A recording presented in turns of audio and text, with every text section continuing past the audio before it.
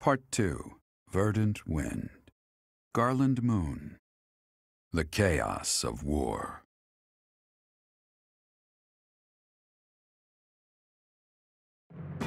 Claude's plan to call in all Myran forces succeeds, and the Alliance army captures Fort Mercius. Before they can celebrate their victory, javelins of light rain down from the sky and destroy the fort. Forced to temporarily evacuate, the Alliance army regroups at Garreg Mach until it is ready to march on Enbar, the Imperial capital.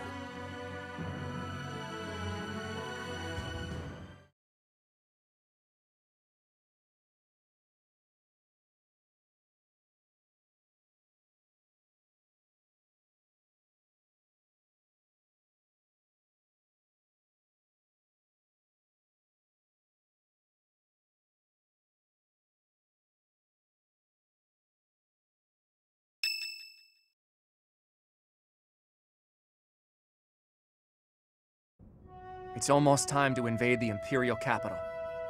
We still don't know where Rhea is, but if she's alive, she's likely in Enbar. Hopefully we manage to find her without too much trouble.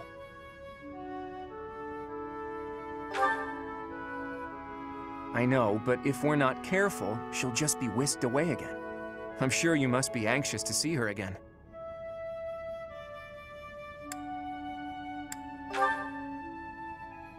I understand.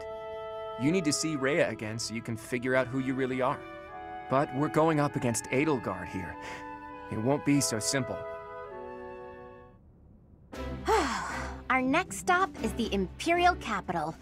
We've sure come a long way. What are you talking about? This is Garreg Mach. It's where we started. I didn't mean literally, Raphael. I was speaking symbolically. My earnest desire to protect the Alliance has carried me this far. It will not fail me. I am sure the rest of you all have your own reasons to fight as well. Of course, I understand that the fight will not end until we defeat the Empire. And now the time has arrived at long last to march on the Imperial capital and defeat the Emperor. It really gets you thinking, doesn't it?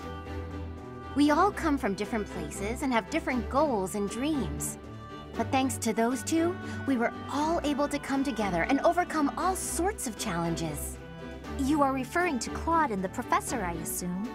Even within our own odd group, those two are particularly unusual. Oh, so you are aware that you're odd. Well, it was simply a figure of speech. I am speaking about Claude and the Professor right now.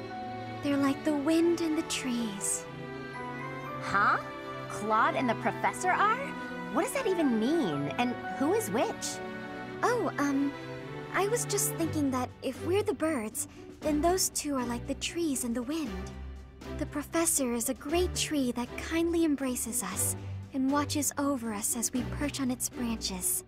And Claude is like the wind, pushing us forward as we soar across the open sky. The metaphor about the Professor is solid, but I think Claude just blows us around on a whim. Still, we owe him a lot. I think that's beautiful, Marianne. I can really picture it. When this war is over, I'd love to paint a picture of those two. Oh, and of all the people we've fought with as well. You mean like a historical painting? I like that. Maybe our descendants will look at it a long, long time from now. I must say, that piques my interest. I look forward to seeing how you portray my valiant efforts. When you put it that way, we may be witnessing one of the greatest events in Fodlan's history. It's a lot of pressure, but the sense of duty I feel is even stronger than the fear. I'm just happy to be here with all you. I won't get scared, no matter what we face. We have our goal. Enbar, the Imperial capital. Let's get to work.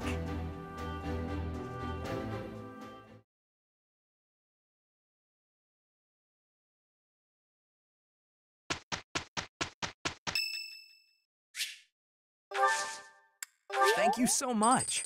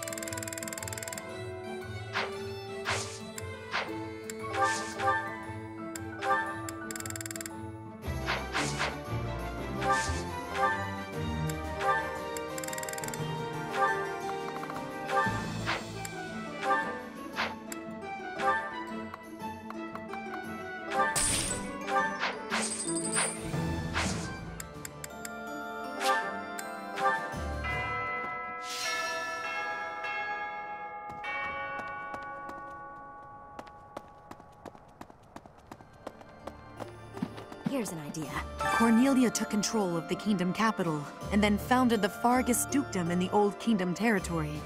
Still, Fargus has remained a mere spectator with regard to our actions so far. It's not so surprising when you consider that they can't even get a handle on the Fraldarius territories.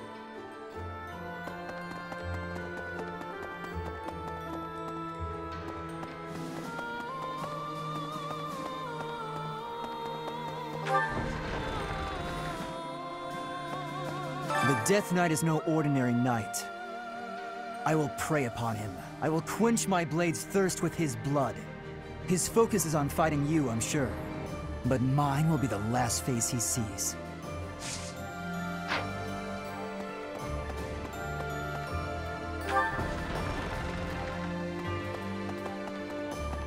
Hello.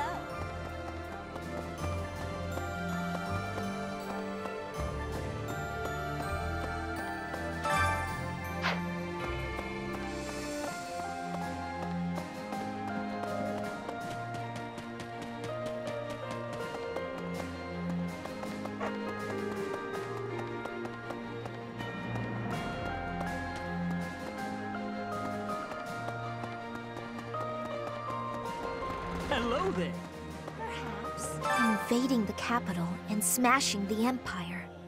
I wonder if doing so could really end this war. Care to share your thoughts, Professor?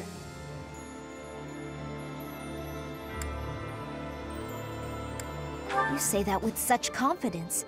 I want to believe that it's true. Although for now, better to focus my efforts on the fight at hand.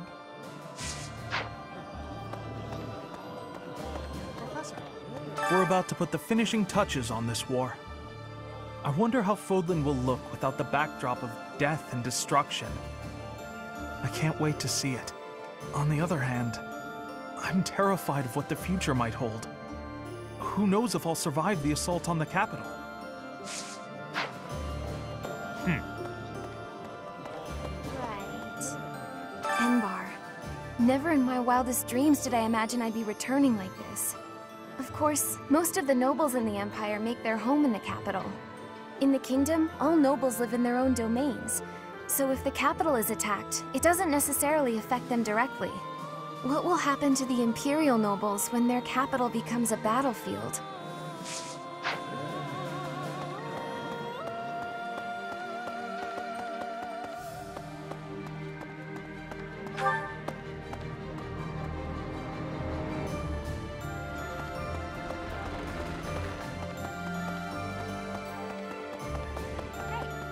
We're finally going to the capital.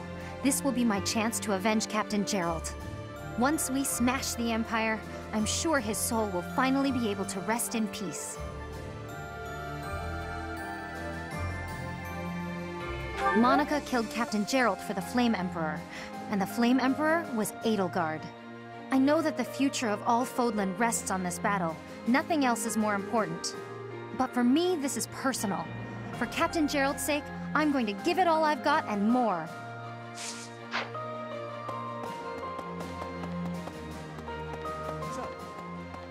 Rhea will be somewhere in the city. I wonder if she can sense us coming.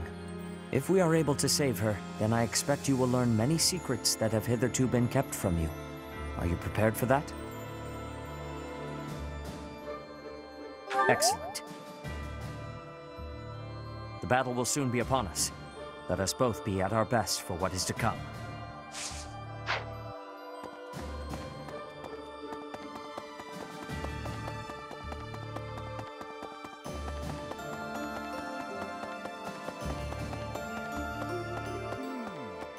Enbar's streets are paved with unhappy memories, Professor. I've avoided the damned place ever since I abandoned my nobility, swore never to return. Now here we are. To return in this manner. Well, I can't say it is something I ever imagined.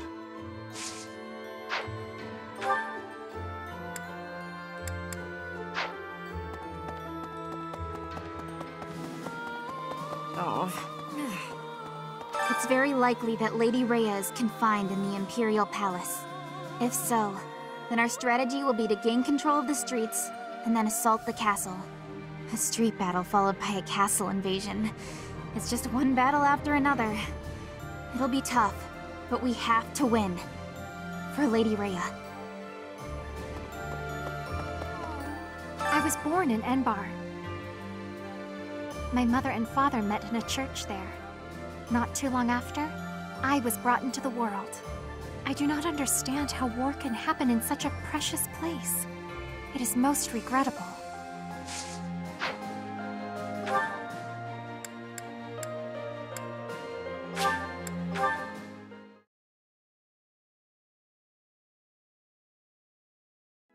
Please. Professor! There are all kinds of rumors about you spreading through the Alliance. Some say you're the new embodiment of Saint Seros herself. Claude's popularity has certainly risen too. Somewhat.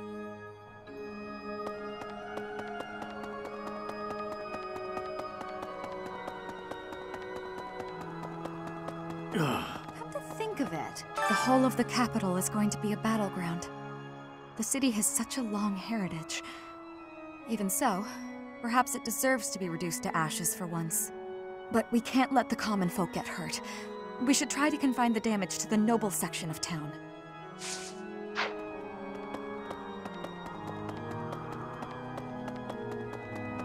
Right.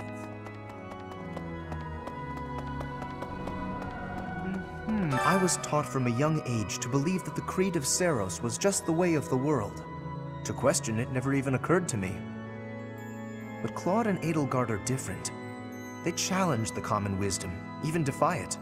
It is uncomfortable to discard familiar assumptions, but that is an essential quality of the visionary. Indeed, true greatness must lie beyond common sense. That's good. I should write that down.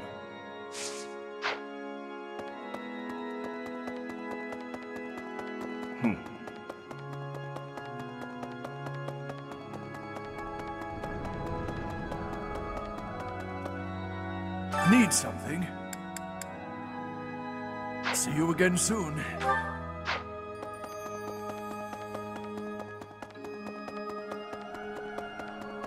Okay.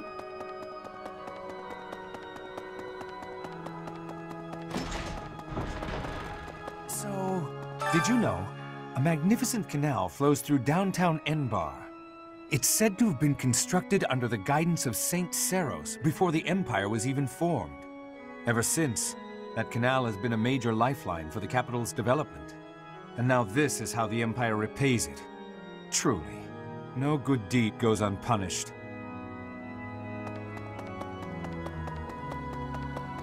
Professor!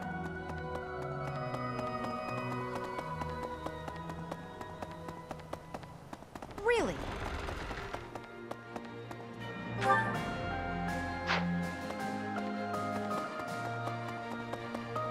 Right. Here's an idea.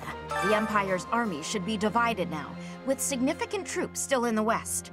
If they don't assert their authority over the Old Kingdom's lords, they'll never know when an uprising might start. Ironically, as soon as we capture the Imperial capital, the Old Kingdom's lords are likely to rise up immediately.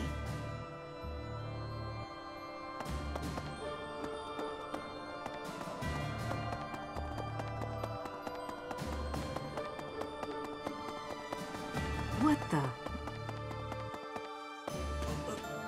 So, Enbar, the capital of the Empire. It's finally time. I never thought I'd live this long. It's like any battle, really. Stay calm, stay focused. Don't give in to the enemy or your own fear.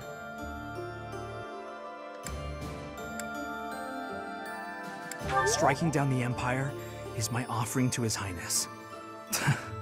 I've left the kingdom. What am I saying?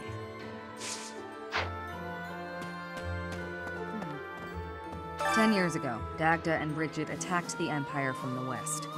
Their final target was the capital. But they were countered at a port town long before they reached their destination. I guess our attempt has been more successful than theirs, all things considered.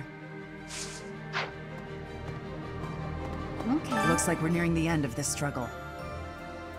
I'm sure Lady Rhea is on tenterhooks waiting for me to swoop in and rescue her. I was just kidding. Pay me no mind. Lady Rhea's not waiting for me, I know, no matter how much I might wish she were. She's waiting for you.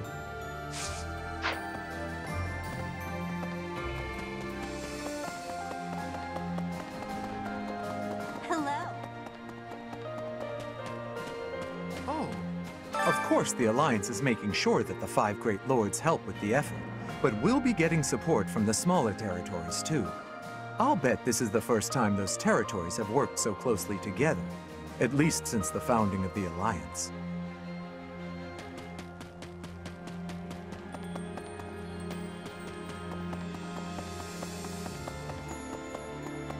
Professor? Greetings, Professor. Nothing to report.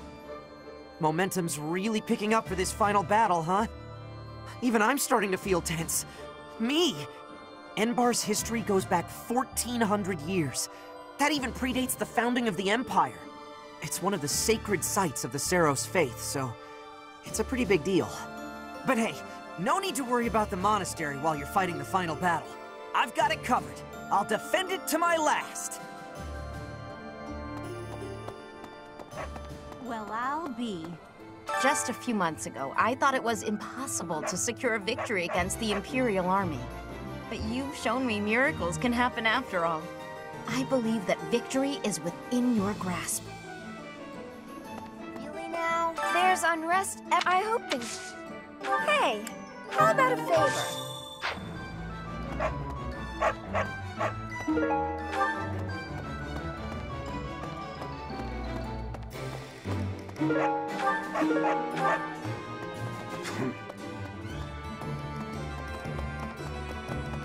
Professor? Professor! Here we are, facing the final battle with the Empire. It's been a long, difficult struggle. We have to get Lady Rhea back. And we have to crush the Empire in the name of Captain Geralt. I don't know what comes next, but we can sort out those details later.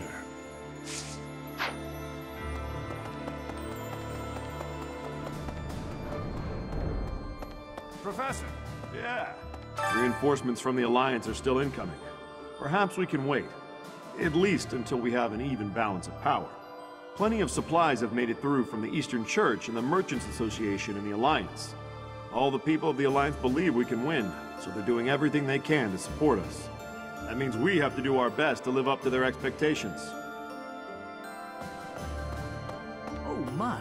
With the Empire destroyed, the borders within Fodlan will likely become a thing of the past. With that, the rules of trade will change. Personally, I'm excited to see what these changes will bring.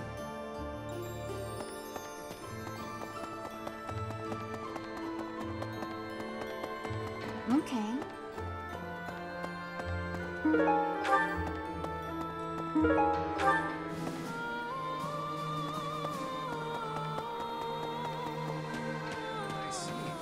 My friend, the reinforcements the Lord sent are finally gathering. Truth be told, Fort Merceus would have made for a better base of operation. But that weird pillar of light changes things. It's pretty scary, honestly. I wonder what it is. Makes sense, but whatever it was, I've never seen destructive power quite like it. I wonder where it came from. Well, I guess pondering it is a waste of energy for now. Let's just get ready to move out. The capital is Edelgard's domain, so she has the advantage. It's going to be a tough battle.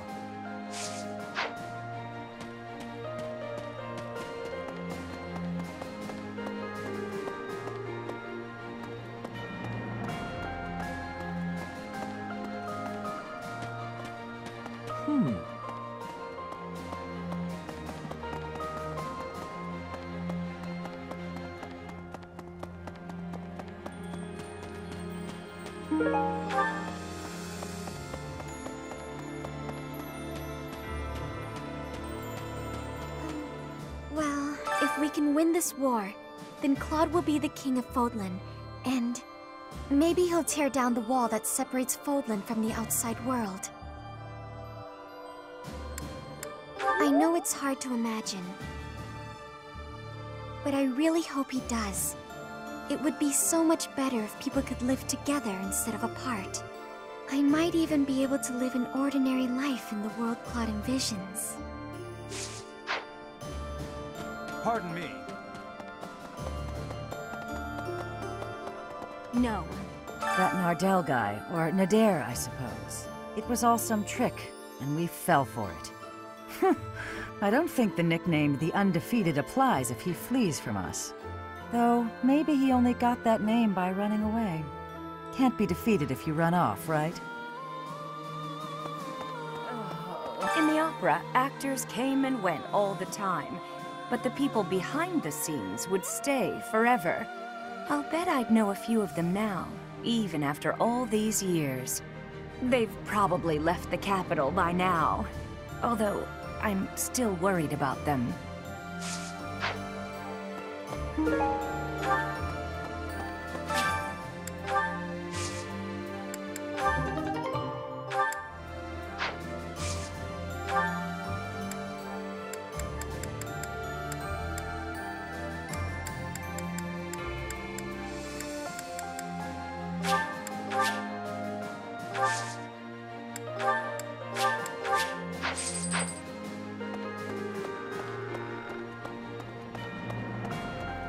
Hey!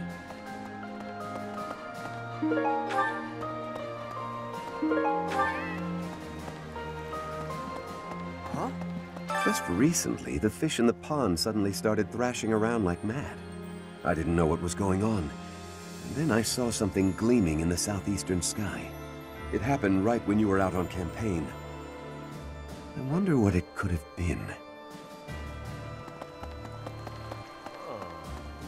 We're heading up to Embar next. I hope I make it back safe so I can tell my little sis about it. I hear they got a neat opera house there, where Manuela used to perform. What was it called again?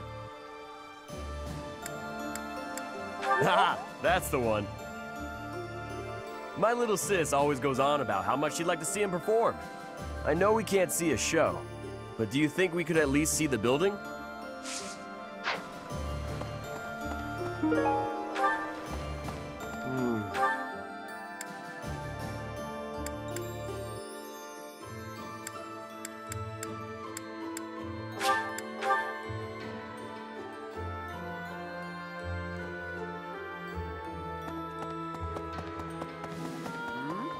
Whenever I think about how we'll be seeing Lady Rhea real soon, I get happy and really get cleaning. We'll get there for sure, right? We'll see her again? I just gotta believe Lady Rhea is waiting for us in the capital. We just have to find her.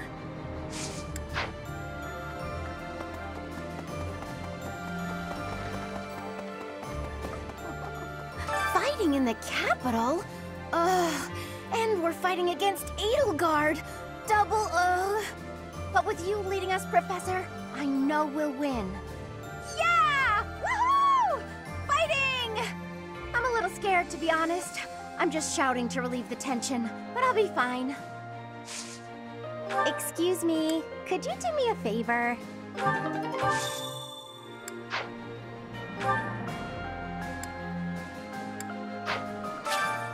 Thanks so much. You're a sweetheart.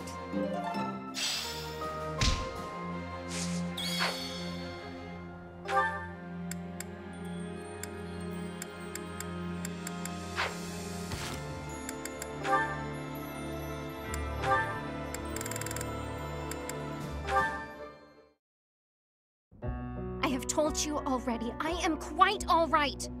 You say that, but... I do not care what you have to say. I could not bear to stand here and do nothing. Flayn? Hey there, Flayn. Looks like Sedith is as overprotective as ever. Eavesdropping, were you? Well, you are spot on. I do wish you would leave me be and learn to trust me. Listen, Flayn. Before I take a stab at your true identity, there's something I want to ask. And what is that?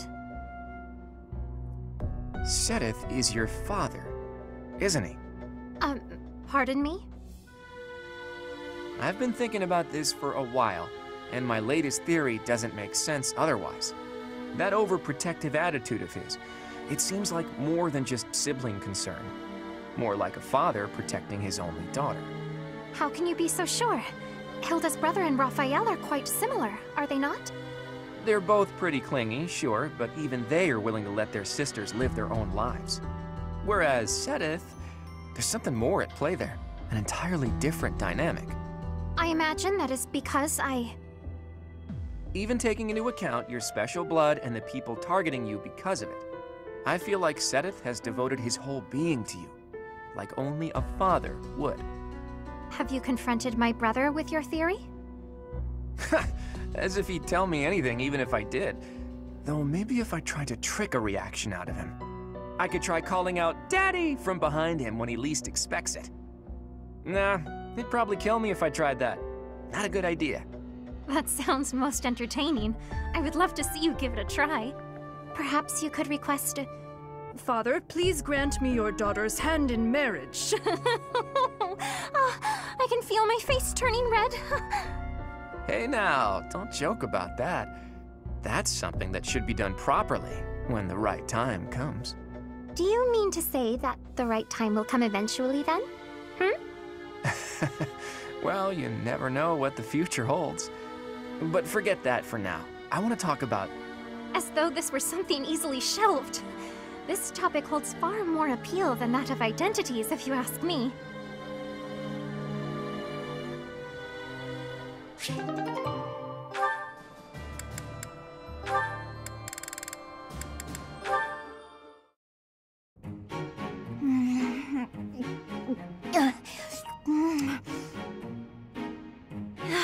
Yes!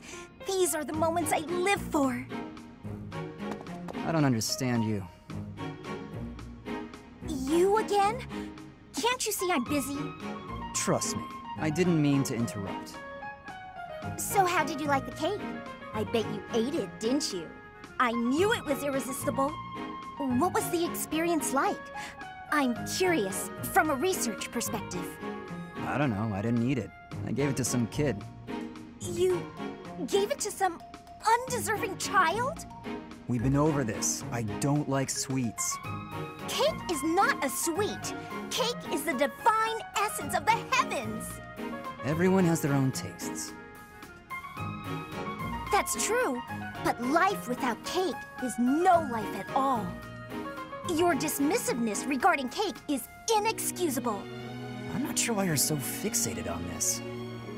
I simply can't resist the spongy magnificence of cakes. I don't understand how you can be so dispassionate about it. I don't know, I just don't like it. Just try a bite. Come on, open up. No, I already told you I don't want it. But I made this one, with care and attention, love even. And I went light on the sugar, just for you. Not light enough, I'd bet. If I eat this, will you stop bothering me? More or less. Just don't give it to some silly child this time. Let's get this over with.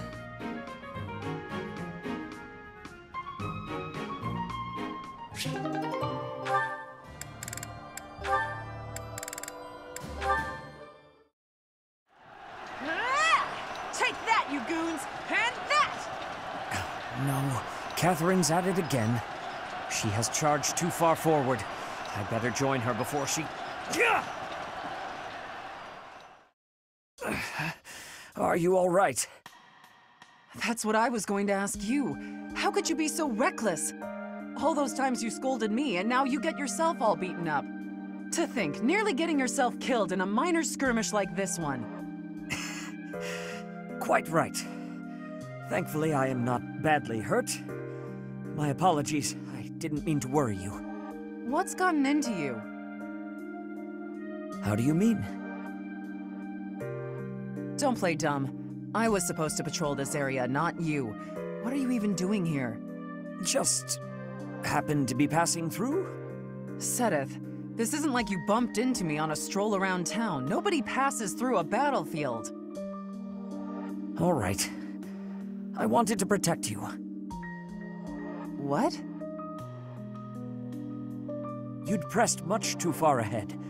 I feared your life might be in danger.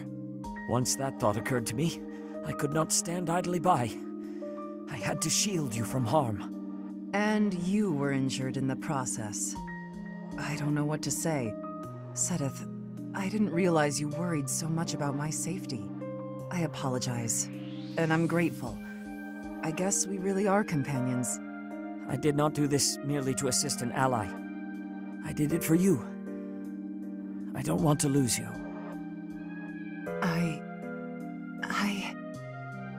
And if I am willing to risk my life to protect you, just think how much scolding I am capable of.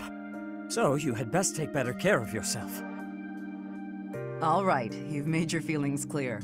When you say it like that, I can't refuse. I'm sorry for making you worry all the time. I'll be more careful. I promise. Please do. For my sake and yours.